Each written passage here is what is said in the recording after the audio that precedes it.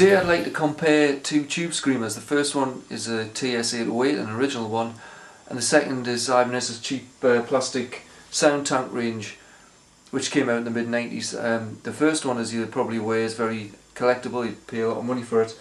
The second one, I've just picked it up for £11 on eBay.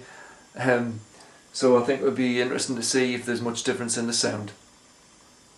Let's start by taking a quick look at the TS808. This is one of the earliest ones from about '79, and the way you can tell that, if you're interested, is there's a little R next to the Ibanez logo, which I think that means registered trademark. And also, if there's a hyphen between the TS and the 808, like this one's got, you know it's from the first run. So there you go, you can go and impress all your friends with that bit of useless information. That one there, the 808, has the JRC op-amp chip in it, which is quite desirable, and people sometimes modify newer tube screamers so that they sound more like this.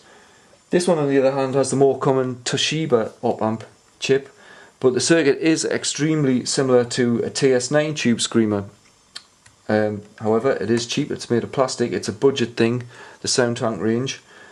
And the biggest concern with these is that the foot switch is slightly unreliable. They've got a bad reputation. Sometimes you need to press it 2 or 3 times to engage the effect.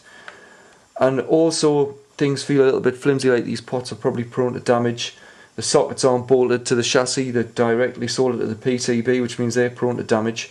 So if you are going to consider using one live, you have to take care of it.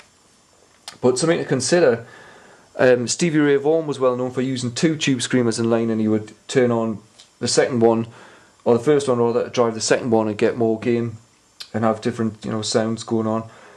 If you own an 808 or you own a TS9, you could maybe consider getting one of these cheap ones and use it to drive the second one. So that would be a cheap way of doing that if you're a budding Stevie Ray Vaughan fan, aren't we all?